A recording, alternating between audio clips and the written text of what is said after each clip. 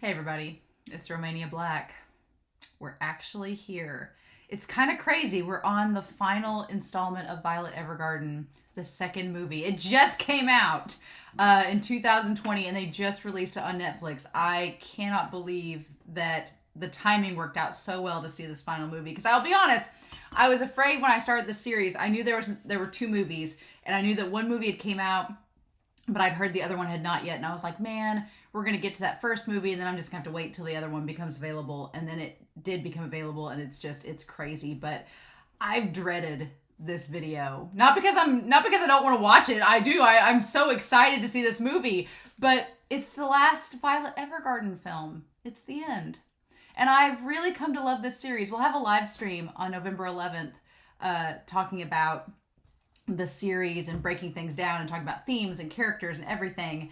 But I'll be honest, I've really dreaded this movie because I've come to love the series and I don't want it to end. And now it's like, it's 2.5 hours. It's insanity. It's a 2.5 hour movie. Oh my God. So that's amazing. And I'm glad Keone was like, we're going to go out with a bang. It's going to be crazy. But I'm really sad that this is the end. Really sad. And so I talked to Wushin on Patreon, a fellow patron and friend Wushin, and they were like, get a blanket, get ice cream, get tissues, get a glass of wine. I was like, well, I have 2 of the 4 and I have one of the others in the fridge. So I'm set. But the last movie was so wholesome and sweet. It was so wholesome and sweet. It was really cute about Taylor and Amy, or Isabel, however you want to say it. But it was really about the sisters and it was really sweet and I really liked it. And I didn't feel sad by the end of it. It felt like a hopeful, optimistic film. It felt more like 2 OVAs put together, to be honest. It felt like the OVAs for Violet, where it all just kind of was this nice, cohesive story, but you could have separated them into 2 separate stories. And Benedict was involved. He had a big part in it. It was really good. But yeah, I don't know what to expect with this movie. The last one took place 4 years after the end of the series, so I don't know if this is going to be in the same vein. That's also going to be 4 years later, and we're going to just pick up where the last movie left off, or if this is before then, I don't know. But I've wore green for every Violet reaction recording I've done, and so I was like, I have my green Survey Corps blanket here that's going to cover for me. But yeah, so we'll talk about the series as a whole in the live stream, but I've really come to love this series. It's been such an emotional journey. I probably have not cried this much watching anything in my life that's film related than I have watching this series, which is saying something, because usually I'm like a brick wall, and if something gets me to cry, it's like really visceral, and that's been this series. Like episodes 7 through 11, it was like just turn the faucet on. And episode 12 and 13 were more like action, intense thriller episodes than they were emotional. So, but yeah, so I'm going to rip up the Band-Aid now. Rip off the Band-Aid and start this journey. So thank you all for watching Violet Evergarden with me. Thank you for watching this movie with me. I'm really excited. I've heard it's good. That's all I know. And it's got lots of emotion stuff. So it's Keone, so the animation, the soundtrack is going to be amazing. But we shall see, won't we? So anyway, let's do this, shall we? We are going to start. It's just called The Movie. The other one was called Eternity and the Auto Memory Doll, which made me think it was more like an OVA. This is just The Movie. So what other title do you need, right? All right, we're going to start this here in 3, 2, 1, and let's go.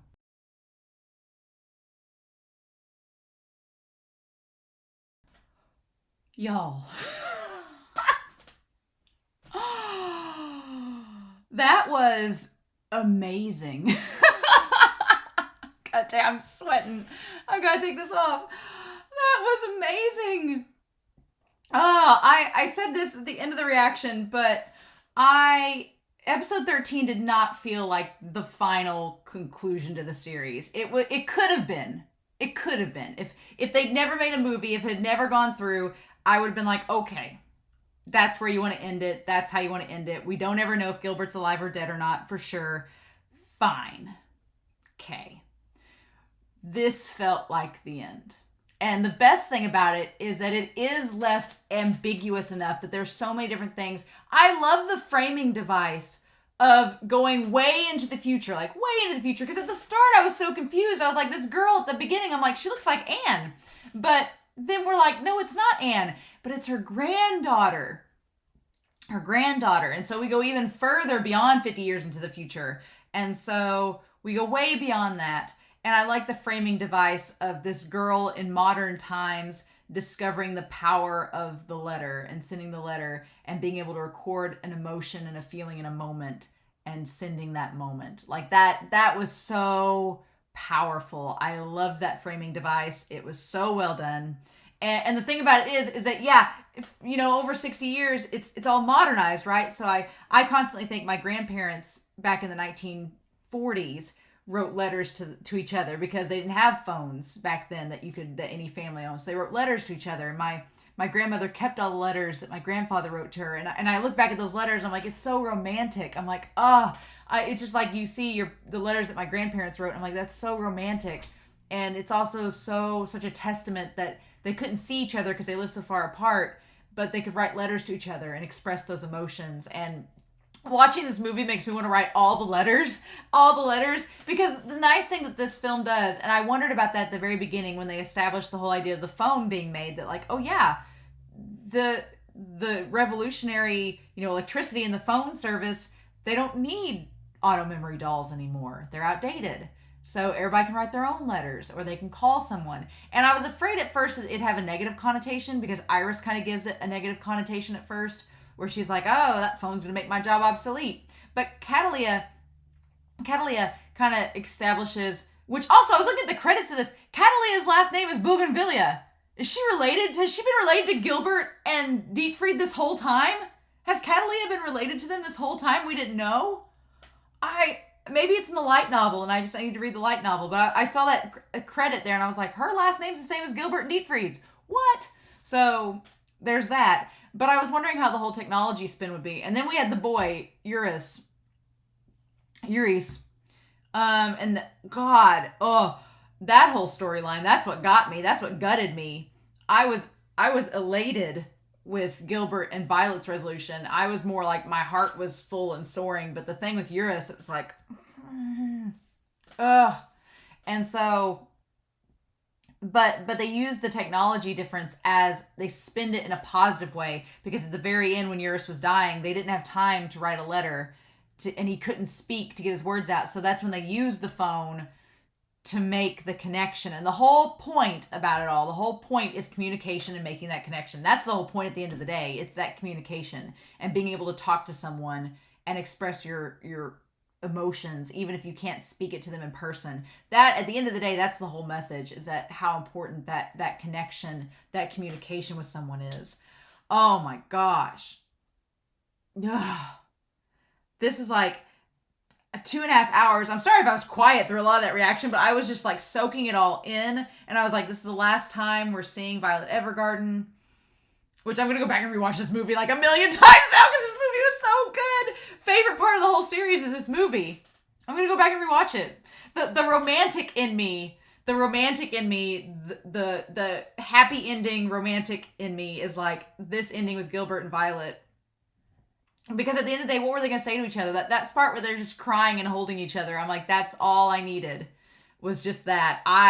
But yeah, we need to go through this movie, just the highlights. Yeah, the framing device was awesome. I find it interesting that the granddaughter, Daisy, back to the flowers, that Daisy has this estranged relationship with her mother, and she's mad because she thinks that the mother had an estranged relationship with Anne. And so it's funny, she's like, your great-grandmother died and sent her all these letters, and you and her didn't have a great relationship. And so it's kind of telling that even under the best circumstances, things don't always work out, right? Like, it's not just a fairy tale ending for everybody. There's highs and lows. And so I have no doubt that Anne's daughter loved her mother, but I don't think that the love that Anne's daughter had for Anne is the same type of love that Anne had for her mother. And so it's interesting that you have that dynamic. But yeah, so then the idea, I'm glad we didn't get to see Violet. I'm glad we didn't get to see old Violet. I wasn't ready for that. I wasn't ready to see the fanfic person in me was like, I want to see, did Hodgins have a kid? Is there a kid? Did Violet and Gilbert have kids? Did they end up getting together? We don't know. We don't know at the end of this, and we'll talk about that. But I just, I'm glad they didn't show us. I'm glad they kept it ambiguous. For a split second, the man in the post office at the end, I was like, is he like Violet's grandson or something? Because he had the little pin and he had the thumbs up. He knew the thumbs up. But I don't know. But then why would you refer to your grandmother as the famous auto memory doll? So it could be that he just knew Violet and she had told him all the stories and did the thumbs up thing and he just learned from her. And we don't know. It's great because it's ambiguous. There is no right or wrong answer. You just determine as the audience what you think it was. And for a second, I forgot Catalia's eyes were purple. And I was like, oh yeah, so the woman that was at the very end, I'm like, was she Iris? She could have been Iris, the woman that was the attendant at the very end. We don't know. We don't know for sure. The woman that was... It'd be funny if she was Iris and Iris stayed to watch the museum and she was the one that knew all the secrets, knew everything. And the fact that the stamp had Violet on it, and they were using like the little Morse code machine to relay the message about YURIS, is just the idea of technology advancing and the world moving forward is so true to life. Like it just keeps moving forward and we can only keep doing things, right? And so a lot of this movie was weaving together the past with Gilbert and Violet. And if it had been a hot second since you'd seen the series, they were going to weave that just enough in to keep you invested in Gilbert and Violet's relationship. But the idea of technology advancing and time moving forward and not being stuck in the past, that was a big theme of this movie, is that moving forward from your past. Oh my gosh. I love it so much. But Hodgins in this, Hodgins staying with Violet. Oh my gosh. And then seeing Charlotte and Damien. Charlotte looks gorgeous. She's like such a pretty queen. And then you have Damien who needs to cut his hair. I mean, he had that crown on his head. And I was like, good for you, Damien. You work that haircut, but that crown is not doing your head justice, sir. But Charlotte looks absolutely gorgeous. I love it. I absolutely love it. The roses and everything. Because she'd be like 18 or 19 too now, just like Violet. And they established that Violet was 18 in this, supposedly. But yeah, I just little things, tiny little things, like the idea of her hand and everything, and her mechanical hand, and her working with it and tuning it back up to make it work, like just little subtle things. And Gilbert saying he felt bad because he felt like he'd done nothing but hurt her and was the cause of her losing her arms and everything. But the whole time, Violet never seems remorseful that she's lost her arms. That was just part of it. It was part of, you knew the job was dangerous when you took it. And that never crossed her mind. She never blamed Gilbert for anything. Gilbert was just filled with all this guilt. And we'll talk about Gilbert in a little bit. But just going through this, the idea of, I wondered who Iris put on hold for 3 months. I thought at first that had been Gilbert, but then I was like, are they gonna bring Gilbert back? But no, we don't know who it was exactly. It could have been YURIS, and then YURIS called her on the day that they weren't supposed to be open. But oh my gosh. So the idea of, let's talk about Hodgins and Benedict playing tennis. I'm going through the movie and their fashion. We don't get to see if Benedict's playing tennis in his high heel boots or not, but I love the idea of Benedict becoming vice president of the company, and Hodgins being like, we have to go to accounting school, and he's like, well, I'll hold you to that, with his money shirt. Like, I guess that was a foreshadowing that was going to be a thing. But and Benedict getting attention from the girls thanks to Violet. It's like, dude, I don't know if that's exactly I don't know if that's getting you attention or just getting Violet more attention. But, oh my God, this movie was wonderful. I loved this movie so much. I was enamored with it. It was like the characters getting wrapped up. Erica went and became a novelist, a playwright's apprentice. She wrote her own play. You get that at the very end. I still think Iris stuck behind and took care of the museum.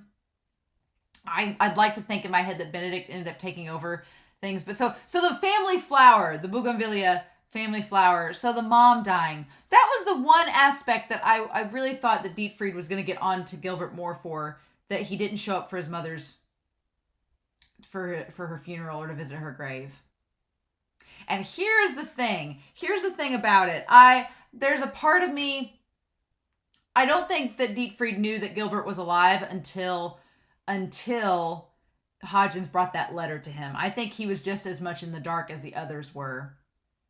But he was like, okay, I'm going to visit him. And I honestly expected Dietfried to yell at Gilbert more for not visiting their mom after she died. That Violet's been the one going every month and bringing new flowers. And I like that she has the little tiny hand bouquet of the bougainvillea flower.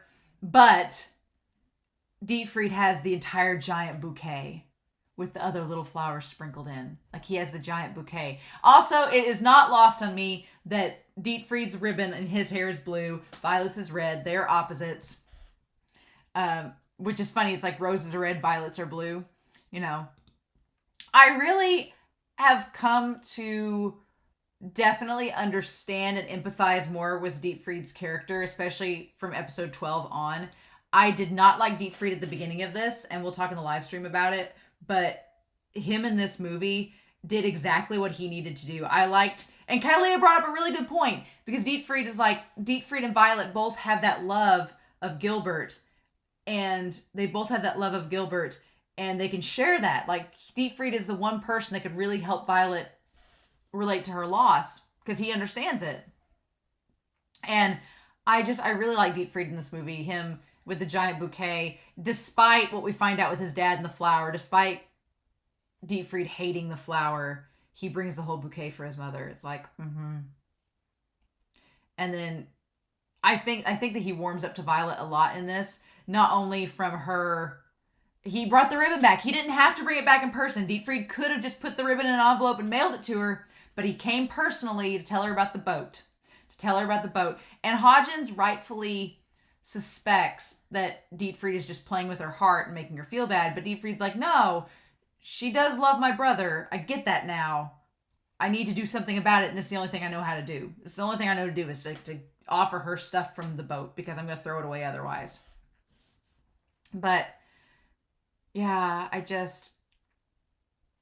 then Dietfried trying to tell her to forget him, and Violet's like, I can't forget Gilbert. And that's the thing, Dietfried's like, I can't forget him either. So they're both kind of in the same boat, right? But then we get the whole thing with YURIS. We get this subplot with YURIS. And the subplot with YURIS, I get why they did it. It was the emotional connection that led to the climax with the lighthouse and everything, and the whole thing.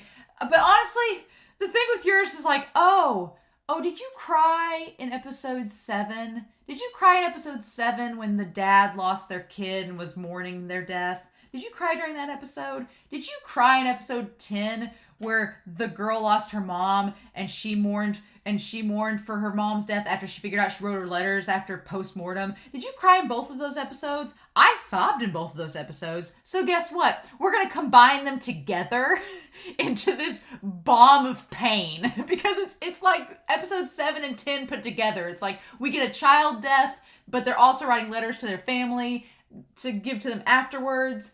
Violet offering to do it for the child discount in emergency situations. That nearly got me from the beginning. That nearly got me, and I was like, nope, I'm going to be strong. I'm going to do it. And then the moment that kid died and was on the phone with Lucas, I was like, nope. It's all over. It was all over at that point. And I'd cried myself too much to cry during Gilbert and Violet, their reconnecting, but it was hard. It was really hard. So yeah, I like that when Dietfried comes back to give her the ribbon back, Hodgins and Benedict are not happy to see him. They know that he's hurt Violet. They know that he said nasty things to her and he's made her feel bad, and that he basically was like the impetus to everything. And here's the thing. His past isn't totally behind him, even though him and Violet are on good speaking terms now and they've kind of forgave each other. That instinct that he's going to do something wrong, when he has the ribbon in the pocket and he's going to pull it out, she instinctively thinks it's a weapon, and she grabs him, and then she stops and realizes what she did. And she was like, oh crap, sorry, my impertinence. Yeah. And he's like, no. And I like that he doesn't get mad and yell at her. He says, don't worry about it. He's like, nah, I've kind of been really shitty to you, so I get it. I get why you're doing that. And he brings back the ribbon and tells her about the boat. And yeah, I like that Benedict's like, meh, get out of here.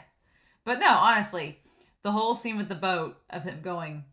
And I like that the debate, Hodgins is overprotective of Violet because he associates Violet with Gilbert, and Gilbert told him to take care of her, and so that's what he's doing. She's like his daughter. Hodgins is like her adoptive dad in this. And I like that Catalina even looks kind of like Gilbert's mom now that you see her. So that's interesting that she's related, apparently. Interesting. Fun times. I guess maybe in the light novel it's expanded on more. But I like that they're both right. Hodgins is like, Gilbert's just toying with her emotions. She shouldn't go. It's not safe. And Catalina's like, she needs to talk to Dietfried because they may be all each other has and they need somebody. Like they bring up a great point with both of them. And so, yeah, we get to the ship part. Honestly, one of my favorite scenes in this whole movie is Dietfried and Violet on the ship, going through his toys, like the toy train, the board game, and the hat. And I love that she picks up the hat and she's like, oh, is this Gilbert's? He's like, no, it's mine. And she just instantly puts it back. She's like, never mind. Don't want it. But yeah, the idea of them sailing since they were kids and the green couch, like the green theme throughout. It's very nice. But my father was devoted to the military. Dietfried says, but he liked sailing as well. He says, that's the only thing I inherited from him. That I liked sailing as well. That I was devoted to the military and liked saving as well. That's so interesting. Dietfried, his character makes so much more sense after this movie, and his motivations and everything about him makes so much more sense. And the idea that he grew, because back in episode 1, Gilbert was like, you've grown your hair out. And he's like, father would be displeased. And Dietfried's like, well, it's a good thing he's dead. So he grew the hair out of rebellion. And the things he inherited from his father was his devotion to the military and love of sailing. And then I love the flashback of them as children and his dad looking so stern and rigid. And it's clear that these two boys take after their mom quite a bit. Especially Gilbert just looks like the mom. And then Dietfried gives him the hat to wear. I love it. Yeah. And Dietfried trying to look not at his brother in that moment.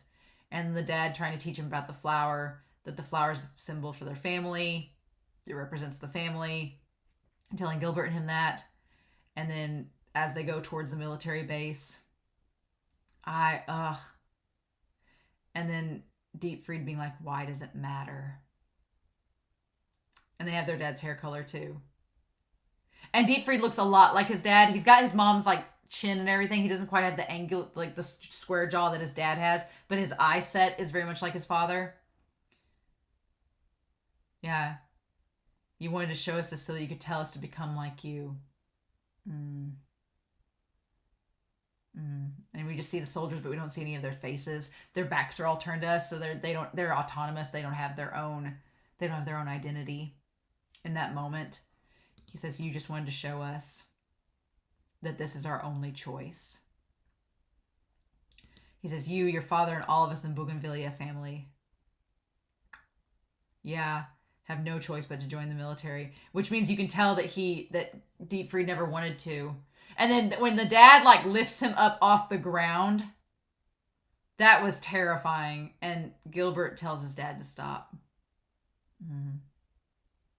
And Gilbert's like, I'll join the military and I'll grow up to be like you. And you can tell Dietfried resents that. He's like, since I was so rebellious, Gil had no choice but to listen to our father. So there's a big part there. Yeah, Dietfried feels guilty because he's like, because I rebelled, I was the elder brother, and I was expected to follow my father's footsteps. Because I didn't want to, because I rebelled, my brother bared the brunt of everything and joined the army and did what my father told him to do because he felt he was obligated. So in a big sense, Dietfried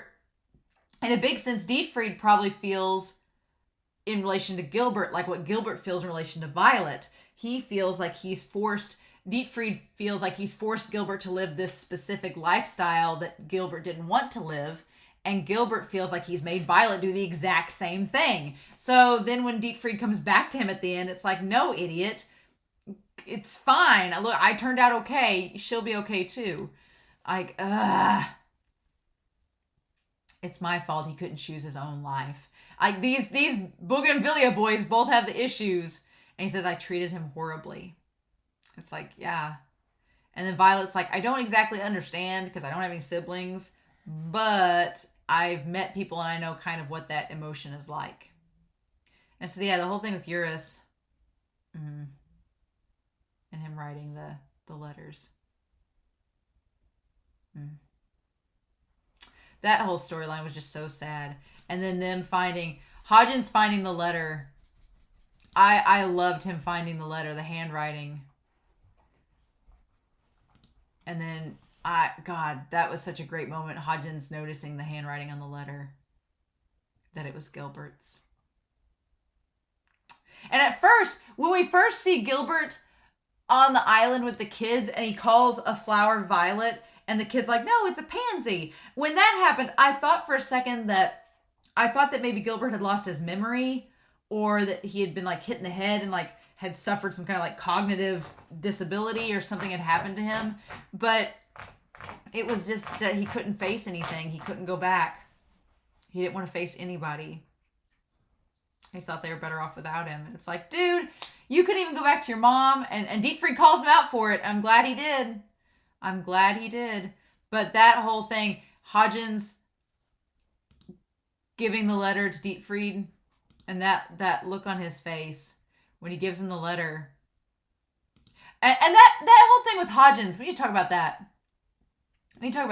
So he takes the letter, and of course, he doesn't want to tell Violet right off the bat because I don't blame him. Violet would like freak out. He knows that she's in such an emotional statement.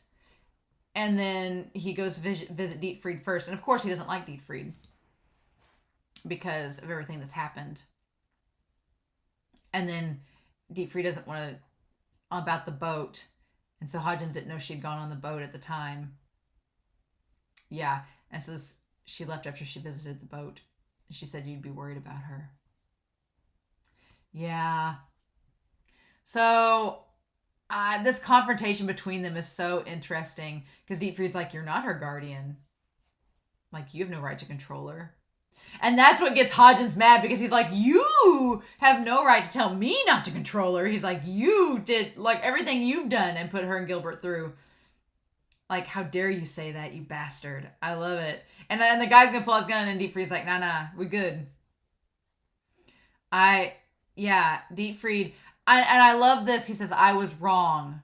I love this next line. When Dietfried sits down, he's like, I'm sorry. This is the only way I know how to talk.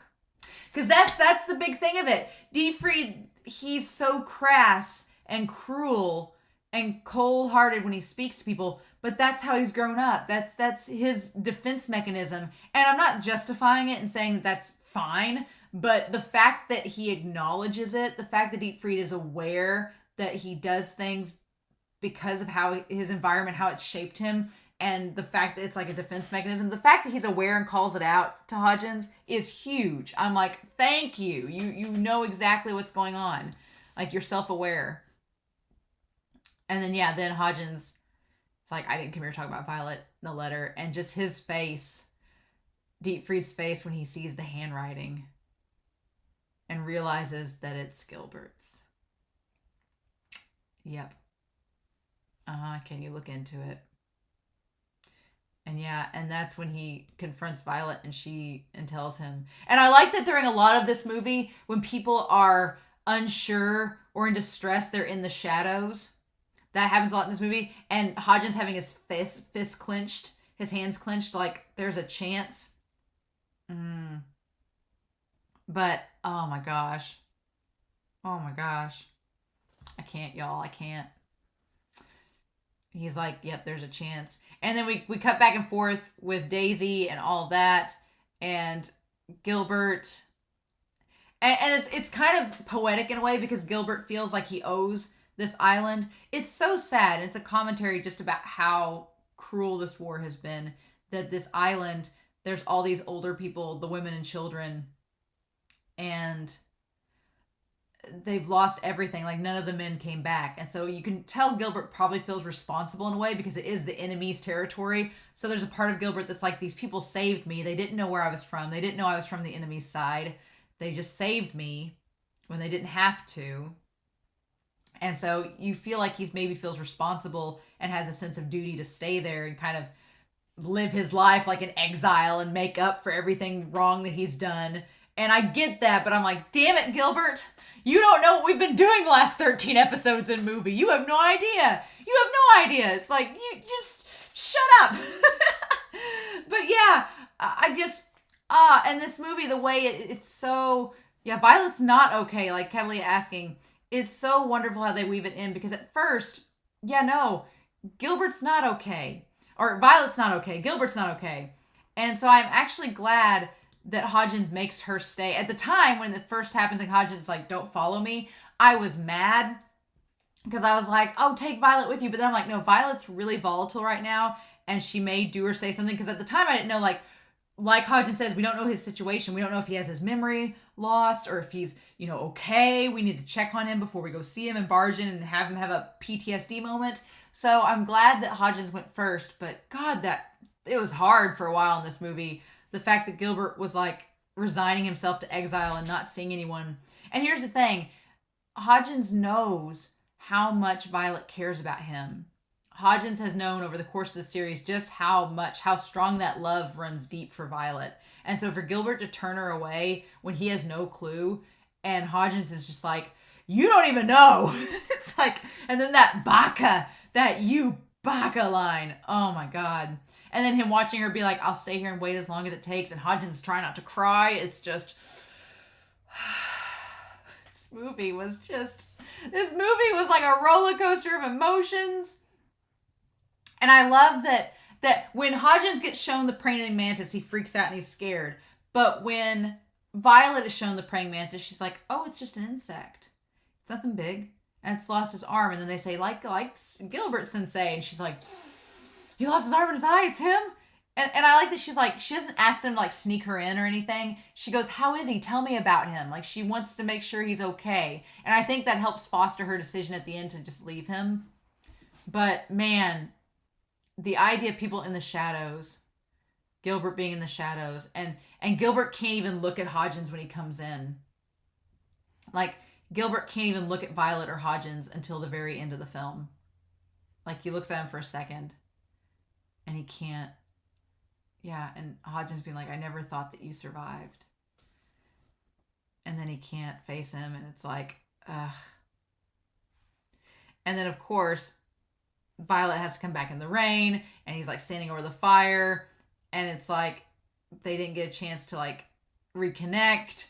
And you get why Gilbert is upset, but it's like, Gilbert, you don't understand what Violet's been doing this whole time. Like, and her explained to him that she must know how you feel. She's like, I don't understand everything, but you're in pain, and I don't want you to see you in pain. And then she takes off. And just the clenched fist. There's like all sorts of clenched fists. Hodgins has a clenched fist. Violet has a clenched fist. Gilbert has a clenched fist. They're all like just tensed up with all these emotions. And God, the rain scene, like Kyoani animating this damn rain. And then him grabbing the suitcase. And Hodgins just being so pissed off and being like, I can't believe you. You're making the biggest mistake of your life, you idiot. She loves you, damn it. It's love, damn it. I just, that part was so cruel. And then them going to the lighthouse. And then the YURIS thing kind of distracted from everything. And I like that at the end, Violet's like, she decides to go back and not chase after Gilbert because she's like, there's still work I can do. There's still work I can do in the end. If he doesn't want me to be here, I'm not going to stalk him. I'm not going to wait around for him. He's made his decision. She's like, I know he's safe and he's alive. I can write him letters. But she writes him one more letter. She says, this is the last one. She's like, I know he's safe and alive and he'll be okay. She's like, that's all I wanted. I just wanted to know that he's there. So he's been my guiding light. My guiding light's still here. So we're fine. It's like, ugh. But like Hodgins coming to help her. And then like you can see him walking towards her. A lot of big wide shots in this movie, which if you saw it in theaters, I'm sure it was gorgeous. But like all the wide shots, and we get the lighthouse with the post office service and everything. It's so beautiful. It's so beautiful. And then the whole scene with YURIS is, ugh. I've lost a family member in a similar situation, and it's so painful. I think that's what got me, was that, not a kid, but losing a family member in similar circumstances to that, and it just hurts. It's just painful. I don't want to watch that part again. I can't. But yeah, at the very end, they go back, and Gilbert made the grape carrying machine. Like, Gilbert helped with that. And I like that the old man is like, if you got somewhere to go back home. And then the whole time he was down there at the bottom of the hill, I was like, I want Dietfried to come and talk to him, because Hodgins can't reach him, Violet can't reach him, but his brother can reach him. And then sure damn enough, he turns around and it's sunset. The animation's gorgeous, and he hears his brother. His brother's like, hey, I love it. And his brother just saying, have you finally been able to choose your own path on this island? Yeah. Looks like a nice place. Because, yeah, here's the thing. And you think Gilbert thinks he's going to yell at him and everything. And Gilbert, the whole time he established, he's like, my brother did what I couldn't do. He's like, I rebelled, so my brother picked up the slack and did whatever my father told him to. He sacrificed his own life choices so that I could. And in the end, the ironic thing is, in the end, Dietfried's like, I still got the same thing. He's like, the devotion to the military and the love of sailing. I got the same. Those are the only things I inherited from my father. But I inherited them. And he's like, I can carry on the family name, but my brothers had to live a life that he didn't want to. And so at first it makes sense now that Dietfried's like, you got a nice island here. You could get away from it all. Yeah. And then he says, brother. And they look like such kids at that moment. Like, Gilbert looks so young, like a kid again. And Dietfried with his hair grown out. Like, Dietfried does look older, but it's like, you've been living a carefree life. And you didn't even come to our mother's funeral. Mm-hmm. Which I don't know if you knew that she died. It's like, they were fond of you, unlike me. I love it. He's like, I would like to apologize to you now. He's like, Violet's been visiting our mother's grave in your place, by the way. Like, I'm just going to bring this up. She visits every month while you're out here picking grapes. And I like that he's like, I was planning on apologizing to you if I ever saw you again, like he told Violet. But right now, that's not what he wants to do. He's like, I'll stuff you in a sack and drag you off to see Violet. It's like, Dietfried's like, this girl loves you, damn it. And you're just going to stand here and do nothing? Like, are you an idiot? Yeah. It's just, And she gets on that damn boat. And then he reads the letter. He reads the letter that she wrote. I love the idea that Dietfried tells him, as the sun is setting, he's like, we all struggle to be true to ourselves. He struggled with it, and Gilbert struggled with it, and Violet struggled with it, and and then Dietfried having that moment of seeing Gilbert happy and not being able to be true to himself. And he's like, I'll carry on the family name and you go free. I'll take the burden. You go be with Violet and stay on this island and pick grapes forever and live in a damn lighthouse and have like the best time together. And him reading the letter, and it's so perfect. Like that, the letter at the end of episode 13 was fine. That letter was okay. That letter was fine. But you know what? It wasn't good enough. It wasn't good enough. I was like, I know that I was like, oh, this is great. It's a nice letter, but it just wasn't good enough. This letter, this was the letter I was waiting for. This was the letter that I was waiting for him to read. And of course they'd save it for this movie, but I'm so glad they did. I was like, no, this letter was perfect. That's exactly what she needed to say to him. And then he it's like, go get the girl. Just run for it. And from like the last 20 minutes of this movie, when he runs past Dietfried, and Dietfried's like, yeah, like my brother and her. And he just looks back up at his brother running up and away. And she's on the damn boat. It's like that whole montage of him running and just like falling and tripping. And he's got one arm and he's holding that damn letter. And then when and you could tell, I was like, he's not going to make it. She's going to get on that boat and be going. I'm like, there's no way she can hear him. And then when he gets to the edge of the hill and he yells Violet, and she's like, that moment, oh my God, that was so good. And you know what? Oikawa's voice actor from Haikyuu, Daisuke, he's perfect for this role. This is like, his voice sounds like Oikawa's in this, but it's so damn perfect. It's so damn perfect. And he sees Violet and calls out her name, and Hodgins is like, you idiot, you came back to get her. And I love that she's like, leaves the suitcase, she's like, I gotta go. I can jump off this boat. Oh, it's so perfect when he screams Violet. That animation, the animation of the hair, everything. I'm like, take all my money, Kiwani. Take it all. Take it all. I just, can't do it. Ugh. And then them all getting back up there. And he's like, I'm not your superior anymore. I'm just Gilbert. And she can't say it in the moment, but I'm sure she will later. I kept wanting her to call him Gilbert, but she's not there yet. Baby steps. But him apologizing to her and saying he's not a good person, and she's just like, no, you don't understand. And he's like, I don't deserve you.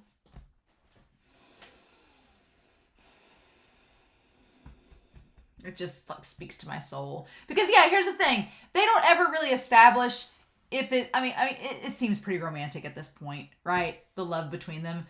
But the point is, he doesn't say I don't deserve your love. He just says I don't deserve you. Like whatever kind of love you interpret it as, just him hugging her and saying that he loves her.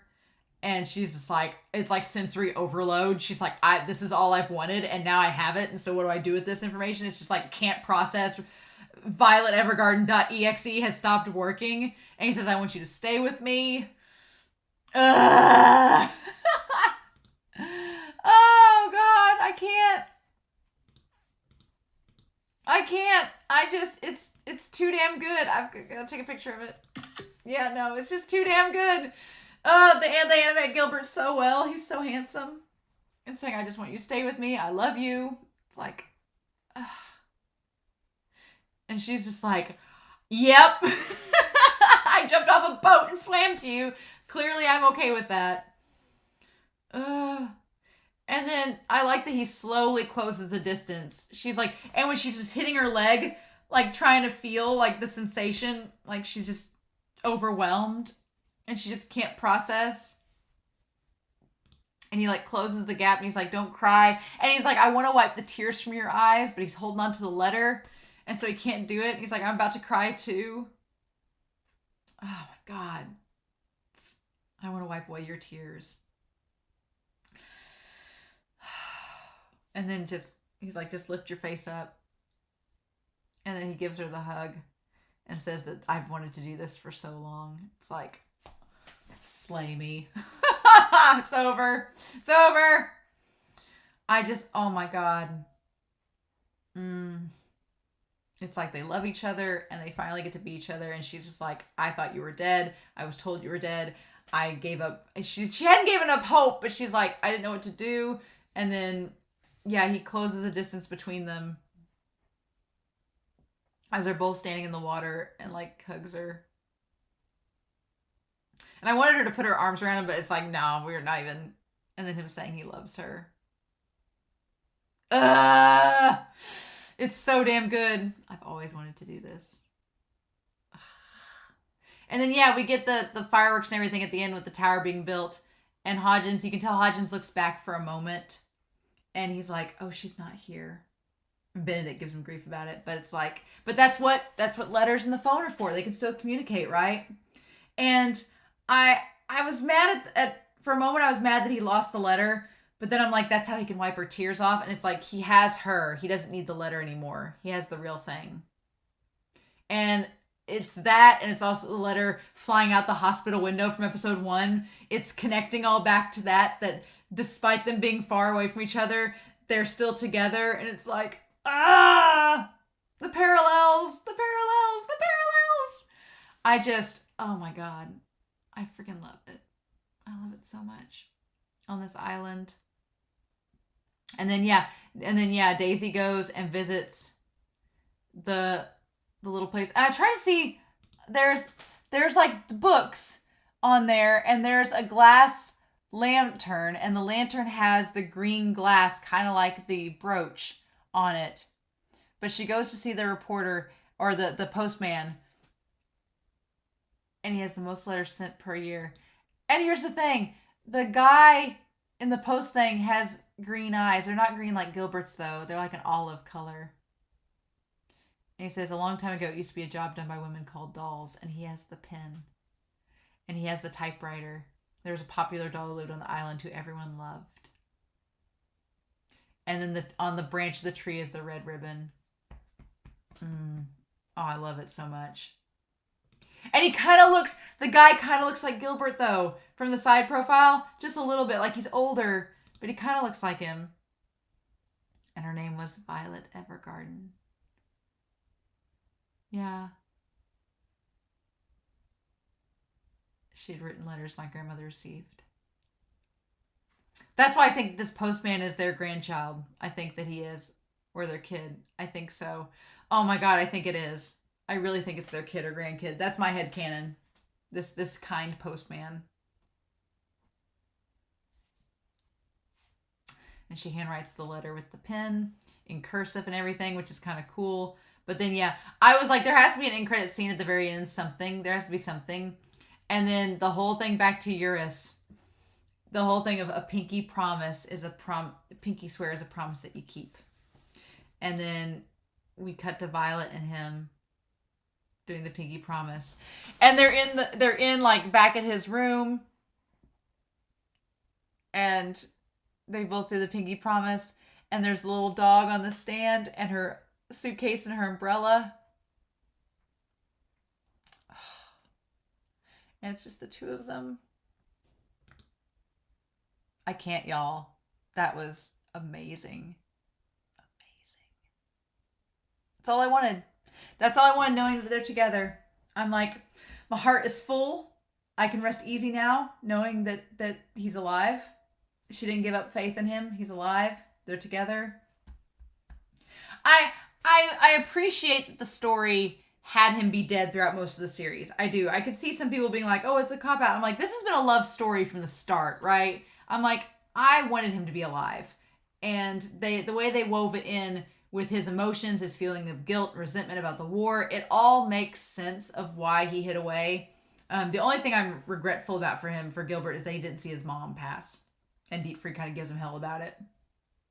But, I just... It was that was the ending of the series. If you're going to end the series, that last shot of her and him sitting side by side with the pinky promise on equal. And here's the thing, they're on equal terms. They're on equal terms, right? They're both side by side, sitting down, not standing up. They're sitting to where they're eye level. That's the thing too. The symbolism of she's in all white. He's like stripped down in just his plain clothes that he's had on the island there. They're both at eye level. They're equals. And they do the pinky swear together. It's like they're on equal footing. And it's the most gorgeous thing. Because now they're together and it's no longer officer and subordinate. They're just two people. And you can take it however you want to. But it's so good. It's so good. It's so good. I feel like just on cloud nine. This movie was amazing.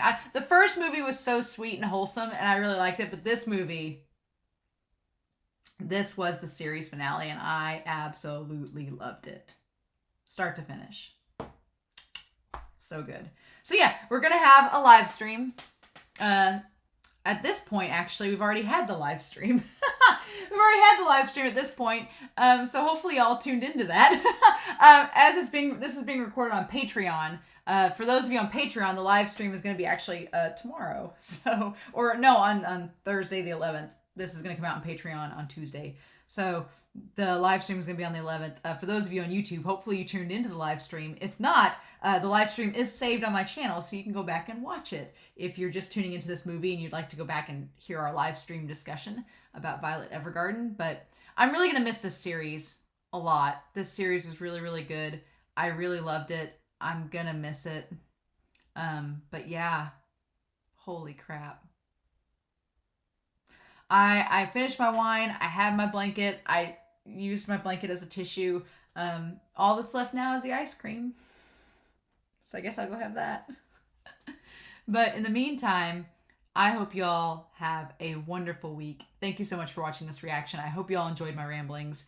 But in the meantime, Violet Evergarden, Chef's Kiss. We'll talk about more in the live stream, but Chef's Kiss, what a perfect way to end this series. I'm elated. I'm going to watch this movie over and over again. At least the last 20 minutes. At least that confession. Yes, indeed. So in the meantime, I hope you all have a wonderful week. Please stay safe. Take care. And yeah, I'll be back in soon with more reactions. Bye.